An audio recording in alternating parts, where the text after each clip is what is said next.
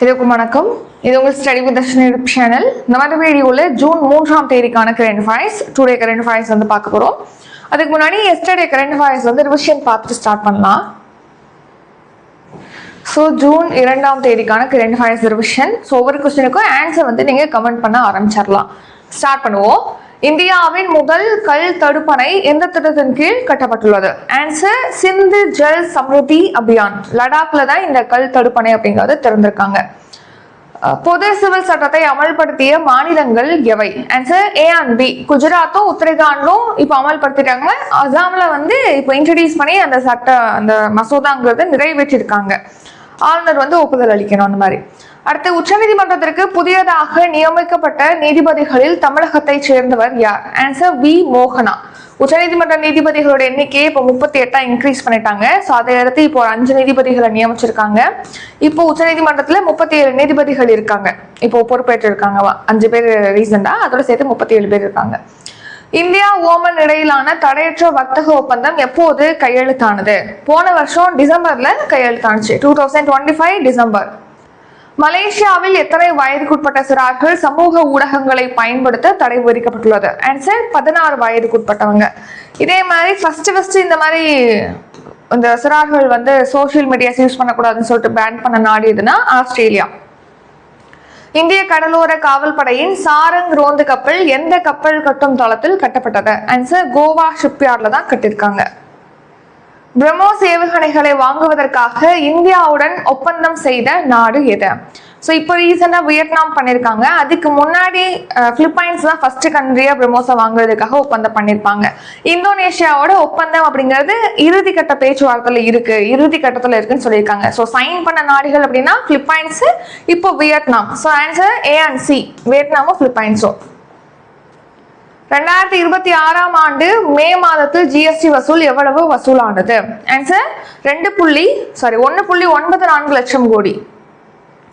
இந்தியாவின் தொழில்துறை உற்பத்தி வளர்ச்சி எவ்வளவு சதவீதமாக பதிவாகி உள்ளது? 4.9%. உலக புகையிலை எதிர்ப்பு தினம் எந்த நாளில் அனுசரிக்கப்படுகிறது? ஆன்சர் வந்து மே 31. எஸ்டர்டே வந்து நான் மிஸ்டேக்கா சொல்லிட்டேன். ஆன்சர் வந்து மே 31, option A. June 3 today current affairs. அதுக்கு முன்னாடி ஒரு குவாட் பார்த்துட்டு ஸ்டார்ட் பண்ணலாம். ஸோ கவனிங்க. You must keep going, you are stronger then you think. அதாவது என்னன்னா, நீங்க கண்டிப்பா தொடர்ந்து போகணும். You must keep going. எதுக்கு தொடர்ந்து போகணும், என்ன அவசியம் இருக்கு அப்படின்னு கேட்டா, இவ்வளோ ஹார்ட் ஒர்க் பண்ணியிருக்கோம், இத்தனை வருஷம் நம்ம உழைச்சிருக்கோம், இவ்வளோ நாள் ஸ்கூல்ல படிச்சிருக்கோம், காலேஜில் படிச்சிருக்கோம். ஸோ தொடர்ந்து போகும்போது தான் நீங்க எங்கே போய் அடைவீங்க, இவ்வளோ ஹார்ட் ஒர்க் எங்கே போய் உங்களுக்கு வந்து அந்த பலனை கொடுக்குது அப்படிங்கிறத நீங்க தெரிஞ்சுக்க முடியும். ஸோ இடையிலேயே நீங்க ஸ்டாப் பண்ணிட்டீங்க, வேணாம் அப்படின்னு சொல்லி ஒரு முடிவு எடுத்துட்டீங்க, தொடர்ந்து போகிறதுக்கு நீங்க காரணம் தேடாம ஸ்டாப் பண்ணிட்டீங்க அப்படின்னா இவ்வளோ ஹார்ட் ஒர்க் எந்த பலனை கொடுக்குது அப்படிங்கிறத உங்களால தெரிஞ்சுக்க முடியாது. தொடர்ந்து போனதா தெரியும். தொடர்ந்து போகும்போது உங்களுக்கு இது நம்மளால முடியாது, நம்ம அந்த அளவுக்கு ஸ்ட்ராங் இல்லை அப்படின்னு நீங்க நினைக்கிறீங்க அப்படின்னா கண்டிப்பா அப்படி நினைக்க கூடாது. ஏன்னா நம்ம நினைக்கிறத விட நம்ம எல்லாருமே வந்து ரொம்ப ரொம்ப ஸ்ட்ராங்கான பர்சன். அதாவது நீங்க தான் வந்து ஸ்ட்ராங்கான பர்சன். ஸோ அப்போ நீங்க தொடர்ந்து போகும்போது தான் எந்த அளவுக்கு ஸ்ட்ராங்கான பர்சன் அப்படிங்கிறத தெரிஞ்சுக்க முடியும். தொடர்ந்து போனாதான் உங்களுடைய ஹார்ட் ஒர்க் எங்கே வந்து கொண்டு போய் உங்களை ஸ்டாப் பண்ணுது அப்படிங்கிறதையும் நீங்க தெரிஞ்சுக்கலாம். So keep going, you must keep going. இப்போ டுடே கரண்ட் அஃபேர்ஸ். அப்பாயின்மெண்ட்ஸ். ஐக்கிய நாடுகள் பொதுச்சபையின் 81வது கூட்டத்தொடரின் தலைவராக தேர்ந்தெடுக்கப்பட்டுள்ளவர் யார்? ஆன்சர் கலீலுர் ரஹ்மான். வங்கதேச நாட்டுடைய வெளியுறவு அமைச்சரான கலீலுர் ரஹ்மான் தான் இப்போ யுனைடெட் நேஷன்ஸ் ஜெனரல் அசம்பிளி, ஐக்கிய நாடுகள் பொதுச்சபையுடைய 81வது கூட்ட தலைவராக தேர்வு செய்யப்பட்டிருக்காங்க. வங்கதேச நாட்டிலேருந்து இந்த யுனைடெட் நேஷன்ஸ் ஜெனரல் அசம்பிளியோட தலைவராக தேர்வான 2வது நபர் தான் இந்த கலீலுர் ரஹ்மான். ஏற்கனவே 1986 ஹுமாயூன் ரஷீத் என்பவர் வந்து ஏற்கனவே தேர்வாயிருந்திருக்காரு. இப்போ 2வது நபராக வங்கதேசத்திலிருந்து Khaleelur Rahman தேர்வாயிருக்காரு. United Nations general அசம்பிளியில 193 நாடுகள் வந்து மெம்பர் கண்ட்ரிஸா இருக்கு. நெக்ஸ்ட் இப்போ ஒரு 21 நாடுகளுடைய பிரதிநிதிகள் துணைத் தலைவராகவும் அங்கே தேர்வாயிருக்காங்க. Next appointment. சிபிஎஸ்இயின் புதிய தலைவராக நியமிக்கப்பட்டுள்ளவர் யார்? ஆன்சர் லோகண்டே பிரசாந்த் சீதாராம். ஸோ இதுக்கு முன்னாடி இந்த பொறுப்புல இருந்தது யாருன்னா ராகுல் சிங் என்பவர் தான் இந்த பொறுப்புல இருந்தாரு.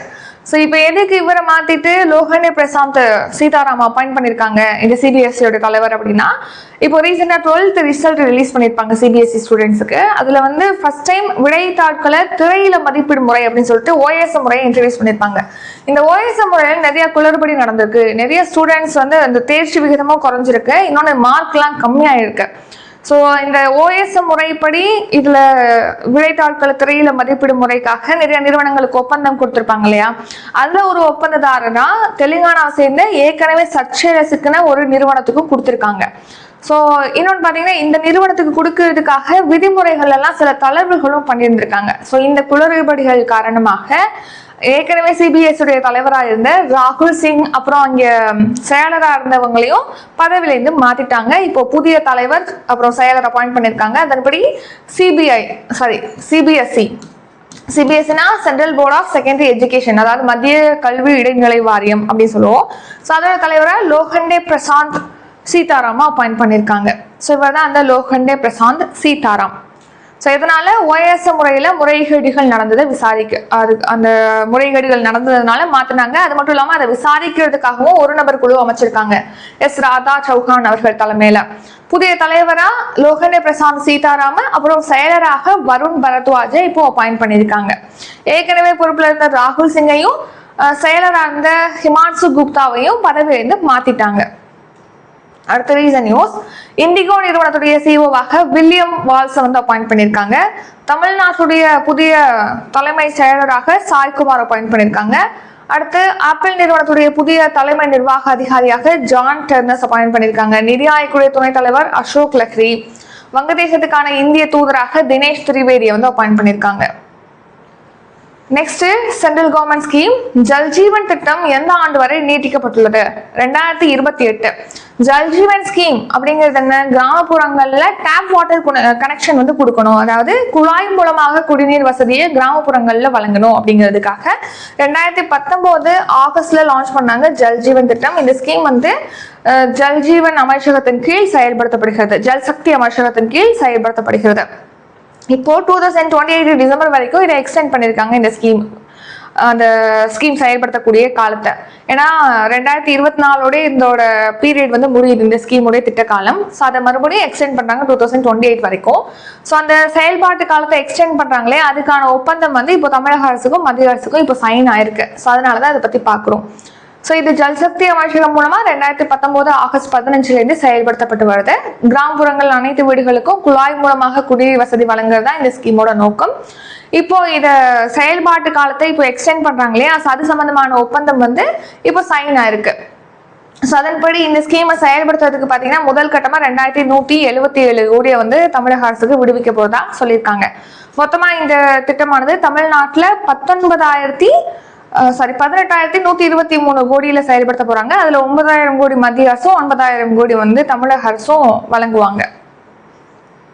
So next reason news, Pradhan Mantri Garib Kalyan அன்ன யோஜனா வந்து 2029 ஆண்டு வரைக்கும் எக்ஸ்டெண்ட் பண்றாங்க. செறிவூட்டப்பட்ட அரிசி விநியோகத்தை வந்து 2028 டிசம்பர் வரைக்கும் எக்ஸ்டெண்ட் பண்றாங்க 17,082 கோடி நிதியில. பிரதான் மந்திரி ஆவாஸ் யோஜனா கிராமப்புற திட்டம், கிராமப்புற வீட்டு வசதி திட்டம், இது 2027 to 29 வரைக்கும் எக்ஸ்டெண்ட் பண்றாங்க. சென்ட்ரல் ஸ்கீம் ராஷ்டிரிய கிஷோர் ஸ்வஸ்தியா காரியக்கிரம் திட்டம் இந்திய அரசால் எந்த ஆண்டு தொடங்கப்பட்டது? 2013 பிப்ரவரியில தான் இந்த ராஷ்டிரிய கிஷோர் ஸ்வஸ்தியா காரியக்கிரம் ஸ்கீம் லான்ச் பண்ணியிருப்பாங்க. இது வந்து பிறந்ததுலேருந்து 18 வயது வரை உள்ள அந்த சிறார்கள் இருக்காங்க இல்லையா, அவங்களுக்கு வந்து மருத்துவ பரிசோதனை செய்வாங்க. அதுல 30 வகையான குறைபாடுகள் ஏதேனும் ஒரு குறைபாடு அவங்கள்ட்ட கண்டறியப்பட்டது அப்படின்னா அதுக்கான சிகிச்சைகள் அப்படிங்கிறது கொடுக்குறாங்க. ஸோ பிறவிலே பார்த்தீங்கன்னா இதய பாதிப்பு இருக்கும், கண்புரை, அப்புறம் செவித்திறன் பாதிப்பு, இந்த மாதிரியான பாதிப்புகள்லாம் இருக்கு இல்லையா. ஸோ அதுக்கான டெஸ்ட் எல்லாம் பண்ணி அவங்களுக்கான சிகிச்சைகளும் கொடுக்குறாங்க. ஸோ இந்த மாதிரி 30 வகையான பாதிப்புகளை கண்டறியப்பட்டு அதுக்கான சிகிச்சைகள் பிறந்ததுலேருந்து 18 வயது வரை உள்ள குழந்தைகளுக்கு வழங்குறாங்க. அதுக்காக தான் இந்த ராஷ்டிரிய பால் ஸ்வாஸ்தியா காரியக்கிரம் அப்படிங்கிற ஸ்கீம் வந்து லான்ச் பண்ணியிருப்பாங்க, தேசிய குழந்தைகள் நலத்திட்டம்ங்கிறது. இது வந்து சுகாதார மற்றும் குடும்ப நல அமைச்சகத்தினால செயல்படுத்தப்படுகிறது. ஸோ நெக்ஸ்ட் வந்து மாதவிடாய் சுகாதார திட்டம், மென்சுரல் ஹைஜீன் ஸ்கீம், இது 2011 லான்ச் பண்ணியிருக்காங்க. 10லேருந்து 19 வரையிலான இளம் பருவத்தை சேர்ந்த பெண்களுக்கு வந்து மாதவிடாய் சுகாதாரம் குறித்த விழிப்புணர்வை ஏற்படுத்துறது. அது மட்டும் இல்லாம அவங்களுக்கு சானிட்டரி நாப்கின் இருக்கு இல்லையா, 6 பேட் இருக்கக்கூடிய ஒரு 6 ரூபாய்க்கு குறைந்த விலையில அவங்களுக்கு சானிட்டரி நாப்கின் அப்படிங்கறது இந்த ஸ்கீம்ல ப்ரொவைட் பண்றாங்க அந்த பாக்கெட். அடுத்து பிரதான் மந்திரி பாரதிய ஜன் ஔஷதி பரியோஜனா. இந்த ஸ்கீம் பொறுத்த வரைக்கும் நம்ம வந்து மக்கள் மருந்தகம் அப்படின்னு சொல்லுவோம். இதுல வந்து மக்கள் மருந்தகத்துல நம்ம போய் மருந்து பொருட்கள் வாங்குறோம் அப்படின்னா ரொம்ப ரொம்ப கம்மியான விலையில இருக்கும். ஏன்னா அங்கே பிராண்டட் மெடிசனை விட ஜெனரிக் மெடிசன் வந்து அங்கே விற்பனை செய்வாங்க. ஸோ பிராண்டட் மெடிசன் மாதிரி தான் ஜெனரிக் மெடிசனும் ஒர்க் ஆகும். அதே சேம் காம்பனண்ட்ல தான் உருவாக்கி இருப்பாங்க. ஸோ சேம் அதே எஃபிஷியன்ட்டோட தான் அதுவும் ஒர்க் ஆகும். ஸோ அது ஆனால் குறைஞ்ச விலையில கிடைக்கும். ஸோ இதுக்காக 2008 லான்ச் பண்ணாங்க. அதுக்கப்புறம் மறுபடியும் இதை மறுசீரம் வச்சு 2015 ரீலான்ச் பண்ணியிருப்பாங்க. ஸோ இதோட பெயரை எப்போ மாத்தினாங்க அப்படின்னா 2016 பிரதான் மந்திரி பாரதிய ஜன் ஔஷதி பரியோஜனான்னு சொல்லிட்டு இதோட பேரை வந்து மாத்திருப்பாங்க. So short form, full form, Tamil name இதெல்லாம் தெரிஞ்சுக்கிட்டாதான் கொஸ்டின்ல கேட்கும் போது நீங்க கன்ஃபியூஸ் ஆகாம ஆன்சர் பண்ண முடியும். ஷார்ட் ஃபார்ம், ஃபில் ஃபார்ம்லாம் கேட்குறாங்க கொஸ்டின்ல. அடுத்து இந்த ஸ்கீம் வந்து ரசாயனங்கள் மற்றும் உரங்கள் அமைச்சகத்தின் கீழ் இருக்கக்கூடிய மருந்துகள் துறையின் மூலமா செயல்படுத்தப்படுகிறது. ஸோ மலிவான விலையில ஏழை மக்களுக்கு மருந்து பொருட்கள் கொடுக்கணுங்கிறதுக்காக 50-90% வரைக்கும் தள்ளுபடி விலையில மருந்து பொருட்கள் அப்படிங்கிறது கிடைக்குது. அடுத்து தேசிய ஊட்டச்சத்து திட்டம், அதாவது போஷான் அபியான் அப்படின்னு சொல்லுவோம். இந்த ஸ்கீமை 2018 லான்ச் பண்ணியிருக்காங்க. பெண்கள் மற்றும் குழந்தைகள் மேம்பாட்டு அமைச்சகம் மூலமாக செயல்படுத்தப்படுகிறது.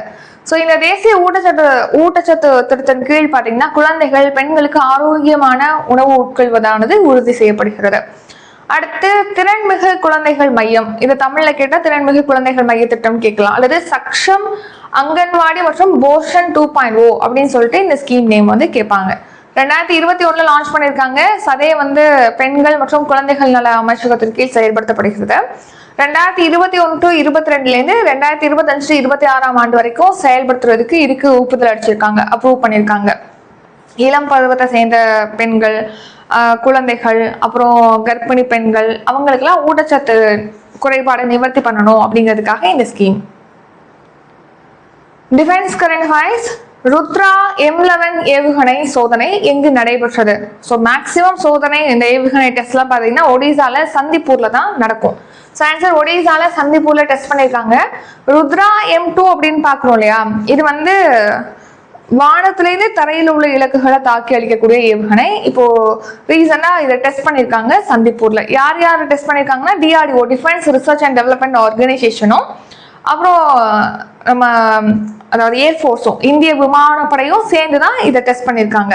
இதான் அந்த ருத்ரா M2 அப்படிங்கிற அந்த மிசைல்.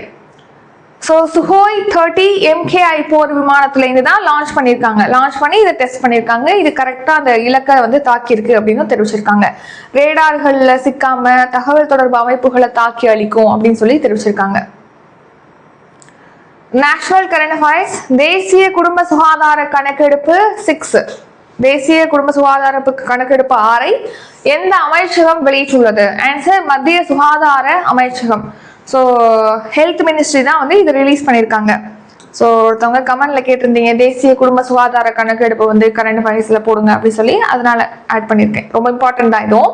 சுகாதார அமைச்சகம் தான் இதை ரிலீஸ் பண்ணியிருக்காங்க. இந்த இதுல என்ன அவுட்கம்ஸ் எல்லாம் சொல்லியிருக்காங்க அப்படின்னு பார்த்தோம்னா, மருத்துவமனைகள் இப்போ நார்மலா பிரசவம்லாம் நடக்குதுன்னு பார்த்தீங்கன்னா சில பேர் வீட்லேயே வந்து பிரசவம்லாம் பார்ப்பாங்க. அப்படி பண்ணா நிறைய குழந்தைகள் உயிரிழந்துருவாங்க இல்லையா.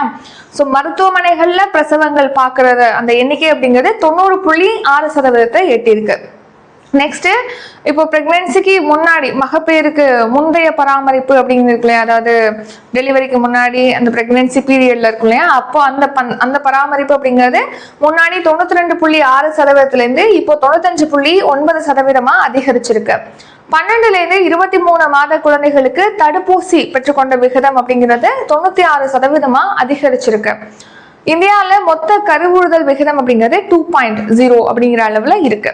ஸோ இதெல்லாமே நம்ம வந்து குழந்தைகள் நலத்துலையும் சரி, மகப்பேறு நலத்துலையுமே சரி, இதெல்லாம் வந்து இம்ப்ரூவ் பண்ணியிருக்கோம் அப்படின்னு சொல்லிட்டு இந்த தேசிய சுகாதார கணக்கெடுப்பை தெரிவிச்சிருக்காங்க. குடும்ப சுகாதார கணக்கெடுப்பு 6. ஸோ அதே டீட்டெயில் தான் இங்கெல்லாம் கொடுத்துருப்போம் மறுபடியும். அடுத்த எக்கனாமிக் கரண்ட் அஃபேர்ஸ். 2025-26 நிதியாண்டில் நிதி பற்றாக்குறை GDP எத்தனை சதவீதமாக பதிவாகி உள்ளது?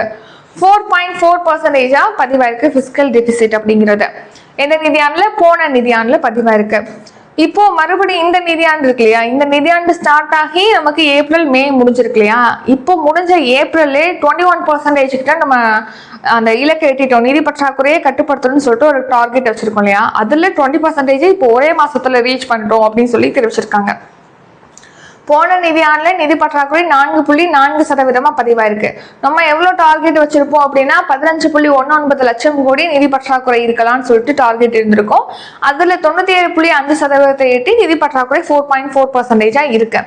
ஸோ அதுல வந்து போன வருஷம் மொத்த வரவு நமக்கு வருவாய் அப்படின்னு சொல்லிட்டு 33.86 லட்சம் கோடி வரவு வந்திருக்கு. செலவு வந்து 49.05 லட்சம் கோடி. வருவாய் பற்றாக்குறை 18.20 லட்சம் கோடி ஆயிருந்திருக்கு.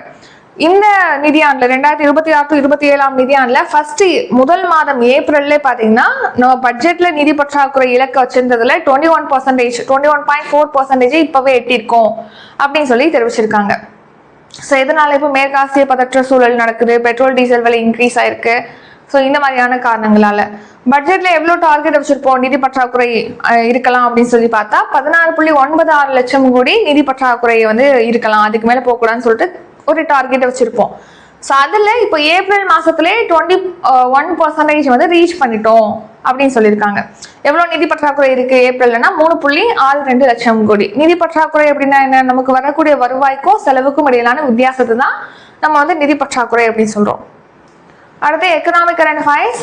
துல்லிய பணவீக்க கணக்கீட்டுக்காக கீழ்கண்ட எந்த குறியீடு அறிமுகப்படுத்தப்படுகிறது? ஆன்சர் உற்பத்தியாளர் விலை குறியீடு, PPI அப்படின்னு சொல்லுவோம் ஷார்ட்டா, ப்ரொடியூசர் பிரைஸ் இண்டெக்ஸ் அப்படின்னு சொல்லிட்டு. ஸோ இப்போ ஆல்ரெடி நம்ம என்ன ஃபாலோ பண்ணியிருக்கோம் அப்படின்னா ஹோல்சேல் பிரைஸ் இண்டெக்ஸ் அப்படி தான் ஃபாலோ பண்றோம். மொத்த விற்பனை விலை குறியீடு WPI தான் நம்ம இப்போ ஃபாலோ பண்றோம் பணவீக்கத்தை வந்து கணக்கிடுறதுக்காக. ஸோ இப்போ உற்பத்தியாளர் விலை குறியீடு இன்ட்ரடியூஸ் பண்ண போறாங்க. உற்பத்தியாளர் விலை குறியீடு அப்படின்னா என்னன்னா, இப்போ ஒரு உற்பத்தி செய்யக்கூடிய இடத்துல ஃபைனலா அந்த குட்ஸ் வந்து உற்பத்தி பண்ணதுக்கு அப்புறம் ஃபைனலா அதுக்கு எவ்வளவு செலவானுச்சு அதை வச்சு அந்த விலையை வைக்கிறது. இப்போ வந்து ஃபார் எக்ஸாம்பிள் இப்போ ரொட்டி தயாரிக்கிற இடம்னு வச்சுக்கோங்களேன், ரொட்டி மாவு வாங்கி இப்போ கோதுமை வாங்கியிருக்காங்க 60 ரூபாய்க்கு, இவங்க ஒரு சில பொருட்கள்லாம் சேர்த்துருப்பாங்க, சேர்த்து அந்த ஒர்க்கெல்லாம் சேர்த்து ஒரு விலை ஃபைனலாக வந்து ஒரு ரொட்டி கிடைக்குது இல்லையா, அந்த ரொட்டிக்கு ஒரு விலை ஃபிக்ஸ் பண்ணியிருப்பாங்க இல்லையா. இது வந்து கடையில் கொண்டு போய் ஹோல்சேலாக விற்பனை வரும்போது அந்த போக்குவரத்து அதுக்கான எக்ஸ்பென்ஸ் எல்லாம் சேர்த்து தான் ஃபைனலாக கொண்டு வந்து கடையில் வரும் ஹோல்சேலாக. அந்த ஹோல்சேல் பிரைஸ் இண்டெக்ஸ் அதை வச்சுதான் நம்ம பணவீக்கம் இப்போ கணக்கிடுறாங்க. இப்போ அப்படி இல்லாம உற்பத்தி செய்யக்கூடிய இடத்துல அந்த உற்பத்தியாளர் விலை குறியீடு அடிப்படையாக கொண்டு இப்போ பணவீக்கம் கணக்கிடப்படும் சொல்லியிருக்காங்க. ஸோ இதன் மூலமா எக்ஸாக்டா நம்ம வந்து பணவீக்கத்தை கணக்கிடலாம் துல்லியமா அப்படின்னு சொல்லி தெரிவிச்சிருக்காங்க. ஸோ இன்னொன்று பார்த்தீங்கன்னா இந்த ப்ரொடியூசர் பிரைஸ் இண்டெக்ஸ் மூலமா உற்பத்தியாளர் அந்த உற்பத்தி குறியீடு மூலமா நம்ம அந்த விலை குறியீடு உற்பத்தியாளர் விலை குறியீடு மூலமா நம்ம ஒவ்வொரு கட்டத்திலையும் எவ்வளவு விலை வந்து இன்க்ரீஸ் ஆகுது, ஒவ்வொரு துறையும் எவ்வளவு கான்ட்ரிபியூட் பண்ணியிருக்காங்க அப்படிங்கிறத நம்ம தெரிஞ்சுக்க முடியும். ரா மெட்டீரியலா இருக்கும்போது அதோட விலை ஒன்று இருக்கும். ஸோ அதுக்கப்புறமா அதை மேனுஃபேக்சர் பண்ற இடத்துல அதோட எசன்ஸ் வந்து இன்னும் கூடி மதிப்பு கூடி இன்க்ரீஸ் ஆகும். ஸோ இந்த இடத்துல என்ன கான்ட்ரிபியூட் பண்ணியிருக்காங்கிறத தெரிஞ்சுக்கலாம்.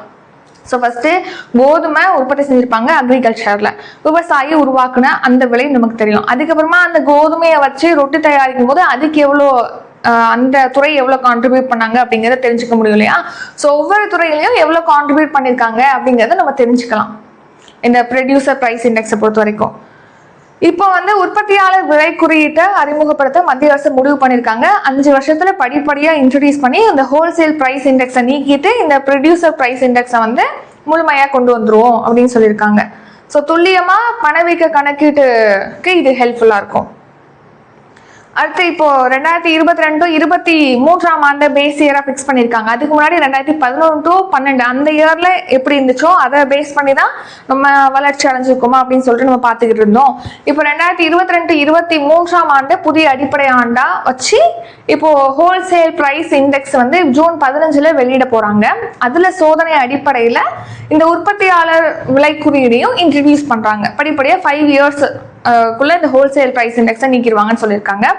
இப்போ ரிலீஸ் பண்ணப்படக்கூடிய அந்த ஹோல்சேல் பிரைஸ் இண்டெக்ஸ் இருக்கு இல்லையா, மொத்த விலை குறியீடுன்னு சொல்லிட்டு அதுல வந்து கணக்கீட்டு பொருட்களோட எண்ணிக்கையை 697 957 இன்க்ரீஸ் பண்ணிருக்காங்க. எதை பேஸ் பண்ணி கணக்கிடுறாங்க அப்படின்னு சொல்லிட்டு அந்த பாஸ்கெட்டோட உள்ள பொருட்களோட எண்ணிக்கையை.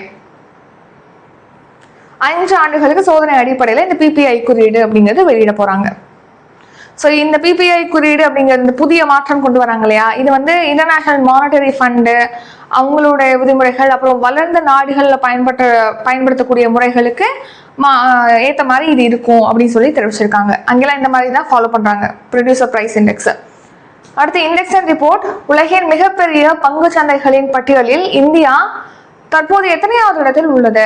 ஸோ ஆன்சர் வந்து 7வது இடத்துக்கு பின்தங்கி இருக்கு. ஸோ ஏற்கனவே வந்து தைவான் வந்து இந்தியாவை பின்னுக்கு தள்ளி 5வது இடத்துக்கு போயிடுச்சு, 6வது இடத்துக்கு இந்தியா வந்துச்சுன்னு பார்த்தோம். இப்போ தென்கொரியாவும் இந்தியாவை பின்னுக்கு தள்ளி 6வது இடத்துக்கு போயிடுச்சு, நம்ம இந்தியா வந்து 7வது இடத்துக்கு போயிடுச்சு. ஸோ ஏன் அப்படின்னா இப்போ செமிகண்டக்டர், ஏஐ இந்த மாதிரி எல்லாமே டெவலப் ஆக ஆரம்பிச்சிருச்சு. ஸோ அந்த துறையில நம்ம இன்னும் வீக்காக தான் இருக்கிறோம். இன்னொன்று வந்து இந்த பெரிய பெரிய நிறுவனங்களுடைய மந்த நிலை, லாபத்துல மந்த நிலை, இதெல்லாமே காரணம் சொல்றாங்க. ஸோ யுனைடெட் ஸ்டேட்ஸ் தான் அதிகமான பங்குகளை கொண்ட நாடா ஃபர்ஸ்ட் பிளேஸ்ல இருக்கு. அதுக்கப்புறமா செகண்ட் பிளேஸ்ல சீனா, அடுத்து 3rd ஜப்பான், ஹாங்காங் 4th பிளேஸ்ல இருக்கு, தைவான் 5th பிளேஸ்ல இருக்கு, இப்பதான் வந்துச்சு. அதுக்கப்புறம் தென்கொரியா, இப்போ நம்ம இந்தியா 7வது இடத்துக்கு வந்திருக்கு. ப்ளூம்பெர்க் தரவுகள் படி இதை சொல்லியிருக்காங்க. இந்தியாவோட வீழ்ச்சிக்கான காரணம் எரிபொருள் விலை வந்து அதிகரிச்சிருக்கு இந்த மேற்காசிய சூழல் காரணமா. நிறுவனங்களுடைய லாப வளர்ச்சி வந்து மந்த நிலையில இருக்கு. அடுத்த அமைப்புல நமக்கு நேரடி வன்பொருள் தொழில்நுட்பங்கள் அப்படிங்கிறது இங்க இல்லை, நிறுவனங்கள்ங்கிறது கம்மியா இருக்கு. அடுத்து ரீசன் நியூஸ். உலக அளவுல மருந்துகள் உற்பத்தியில இந்தியா 3rd பிளேஸ்ல இருக்கு. அப்புறம் இன்டர்நேஷனல் மானிட்டரி ஃபண்டுடைய பெரிய பொருளாதார நாடுகளுக்கான தரவரிசையில இந்தியா வந்து 6வது இடத்துல இருக்கு. ராணுவத்துக்காக செலவிடும் நாடுகள் பட்டியல்ல 5ஆம் இடத்துல இருக்கு. உலக பத்திரிகை சுதந்திர குறியீட்டுல 157வது இடத்துல இந்தியா இருக்கு. உலகின் மிகவும் பொருளாதார நிலைத்தன்மை வாய்ந்த நாடுகள் பட்டியல 47வது இடத்துல இந்தியா இருக்கு. National current affairs. அகத்திய மலை எந்த 2 மாநிலங்களில் பரவியுள்ளது?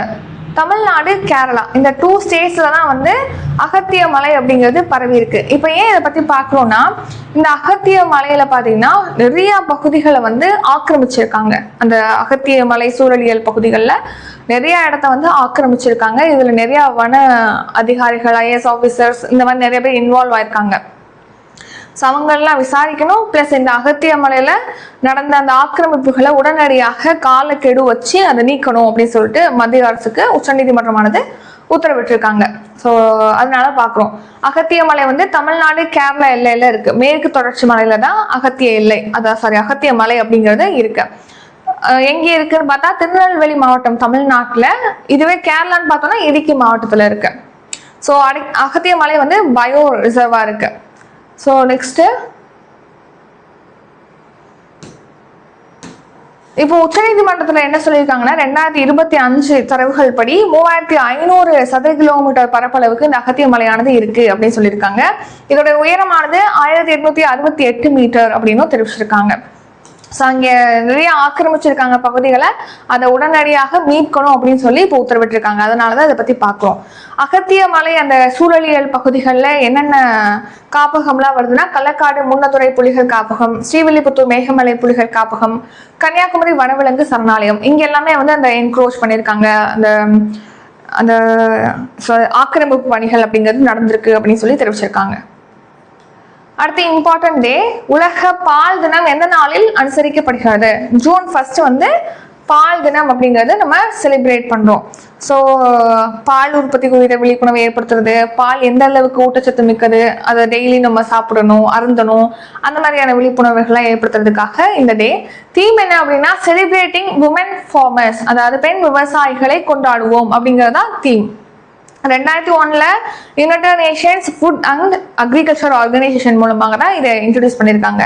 ஃபர்ஸ்ட் ஜூன் 1, 2001 தான் இந்த டே வந்து செலிப்ரேட் பண்ணியிருக்கோம். பாலுடைய ஊட்டச்சத்து மதிப்பை சொல்றது, அதை நீங்க டெய்லி வந்து அருந்தணும், அந்த பால் வந்து குடிக்கணும், அந்த மாதிரியான விழிப்புணர்வு மக்கள்கிட்ட ஏற்படுத்தணுங்கிறதுக்காக இந்த டே. அடுத்து உங்களுக்கான கொஸ்டின், பால் உற்பத்தியில உலக அளவுல இந்தியா எத்தனையாவது இடத்துல இருக்கு? இதுக்கான ஆன்சரை கமெண்ட் பண்ணுங்க. இது உங்களுக்கான கொஸ்டின். அடுத்து ஷாக் நியூஸ். குடியேற்றம் வெளிநாட்டவர்கள் விதிகள் 2025 ஒரு சில சேஞ்சஸ் வந்து கொண்டு வந்திருக்காங்க. வெளிநாட்டிலேருந்து இங்கே விசா வாங்கி வராங்க இல்லையா, 180 days வந்து அவங்க இருக்கலாம், 180 நாட்கள் இருக்கலாம். 180 days வந்து கடக்குறாங்க. ஸோ அவங்க மறுபடியும் இங்கே தான் இருக்க போறாங்க அப்படின்னா அதுக்கான அனுமதியை 180 days முடியறதுக்கு முன்னாடியே வாங்கிடணும் அப்படின்னு சொல்லியிருக்காங்க. இதுக்கு முன்னாடி விதிமுறை என்ன இருந்துச்சு அப்படின்னா 180 days முடிஞ்சு ஒரு 14 நாட்களுக்குள்ள நீங்க தெரிவிக்கணும்னு சொல்லி இருந்துச்சு. இப்போ அந்த 180 days முடியறதுக்கு முன்னாடியே அதை எக்ஸ்டெண்ட் பண்ணணும் இங்க இருக்கிறதா இருந்தா அப்படின்னு சொல்லி தெரிவிச்சிருக்காங்க. அப்புறம் இந்திய நேபாள எல்லை பிரச்சனையில 3ஆம் தரப்பினர் வர வேண்டியதில்லை அப்படின்னு சொல்லி இந்தியா தெரிவிச்சிருக்காங்க. அடுத்து டுடே கரண்ட் அஃபேர்ஸ் ரிவிஷன். அதுக்கு முன்னாடி இப்போ June 5th வந்து கரண்ட் அஃபேர்ஸ் சப்ஸ்கிரிப்ஷன் ஸ்டார்ட் ஆகுது. ஸோ இந்த கரண்ட் அஃபேர்ஸ் சப்ஸ்கிரிப்ஷனை பொறுத்த வரைக்கும் அதில் இந்த வருஷம் January 1 இந்த வருஷம் December 31 வரைக்கும் daily current affairs PDF, monthly PDF, அப்புறம் வீக்லி டெஸ்ட் இருக்கும், மந்த்லி டெஸ்ட் இருக்கும். ஃபீஸ் வந்து 750. ஸோ டிஸ்கிரிப்ஷனில் உள்ள ஜிபே, ஃபோன்பே, பேடிஎம், யூபிஐ அந்த நம்பருக்கு பே பண்ணிட்டு ஸ்க்ரீன்ஷாட் எடுக்கலாம். Current affairs test batch start ஆகுது. அது போன வருஷம் ஜூன்லேருந்து இந்த வருஷம் ஆகஸ்ட் வரைக்கும் வரும். ஸோ 15 months இதில் கவர் ஆகும். இதோட ஃபீஸ் டீட்டெயிலும் டிஸ்கிரிப்ஷனில் இருக்கு. அடுத்து குரூப் 1க்காக கிளாஸஸ் வந்து நம்ம ஸ்டார்ட் பண்ணுறோம். குரூப் 1 கிளாஸை இதில் வந்து June 5th வந்து உங்களுக்கு லைவ் கிளாஸஸ், டெமோ கிளாஸஸ் வந்து ஸ்டார்ட் ஆகுது. June 15 தான் ஜாயின் பண்ணுறதுக்கு லாஸ்ட் டேட்டு. டெலிகிராம் சேனலில் ஜாயின் பண்ணிக்கோங்க. நம்ம ஸ்டடி வித் தர்ஷின்னு சொல்லிட்டு இருக்கும் டெலிகிராம் சேனல், அதில் ஜாயின் பண்ணிக்கோங்க. அதில் தான் டெமோ கிளாஸ்க்கான லிங்க் எல்லாம் ஷேர் பண்ணுவோம். ஸோ இப்போ நம்ம பார்க்கலாம் ரிவிஷன். ஐக்கிய நாடுகள் பொதுச்சபையின் 81வது கூட்டத்தொடரின் தலைவராக தேர்ந்தெடுக்கப்பட்டுள்ளவர் யார்? ஆன்சர் கலிலூர் ரஹ்மான். சிபிஎஸ்இயின் புதிய தலைவராக நியமிக்கப்பட்டுள்ளவர் யார்? ஆன்சர் லோகண்டே பிரசாந்த் சீதாராம். ஜல்ஜீவன் திட்டம் எந்த ஆண்டு வரை நீட்டிக்கப்பட்டுள்ளது? 2028 வரைக்கும் இதை எக்ஸ்டெண்ட் பண்ணியிருக்காங்க. ராஷ்டிரிய கிஷோர் ஸ்வஸ்திய காரியக்கிரம் திட்டம் இந்திய அரசால் எந்த ஆண்டு தொடங்கப்பட்டது? 2013 February லான்ச் பண்ணாங்க. ருத்ரா M2 ஏவுகணை சோதனை எங்கு நடைபெற்றது? சந்திப்பூர்ல நடந்துச்சு, ஒடிசால. தேசிய குடும்ப சுகாதார கணக்கெடுப்பு 6 வந்து எந்த அமைச்சகம் வெளியிட்டுள்ளது? ஆன்சர் சுகாதார அமைச்சகம். 2025-26 நிதியாண்டில் நிதி பற்றாக்குறை ஜிடிபியில் எத்தனை சதவீதமாக பதிவாகி உள்ளது? 4.4%. துல்லிய பணவீக்க கணக்கீட்டுக்காக கீழ்கண்ட எந்த குறியீடு அறிமுகப்படுத்தப்படுகிறது? ஆன்சர் PPI, அதாவது உற்பத்தியாளர் விலை குறியீடு, ப்ரொடியூசர் பிரைஸ் இண்டெக்ஸ். உலகின் மிகப்பெரிய பங்கு சந்தைகளின் பட்டியலில் இந்தியா தற்போது எத்தனையாவது இடத்தில் உள்ளது? 7வது இடத்துக்கு பின்தங்கியிருக்கு. தென்கொரியா 6வது இடத்துக்கு வந்திருக்கு. 5வது இடத்துக்கு வந்து தைவான் வந்திருக்கு. அகத்திய மலை எந்த 2 மாநிலங்களில் பரவி உள்ளது? தமிழ்நாடு மற்றும் கேரளா. உலக பால் தினம் எந்த நாளில் அனுசரிக்கப்படுகிறது? ஆன்சர் June 1 வந்து செலிப்ரேட் பண்றோம். இதுடன் இன்றைக்கான கரண்ட் அஃபேர்ஸ் வீடியோ நிறைவடைகிறது. இந்த வீடியோ உங்களுக்கு பிடிச்சிருந்தா லைக் பண்ணுங்க, ஷேர் பண்ணுங்க. நம்ம சேனலை நீங்க இன்னும் சப்ஸ்கிரைப் பண்ணலன்னா மறக்காம சப்ஸ்கிரைப் பண்ணிக்கோங்க. நன்றி, வணக்கம்.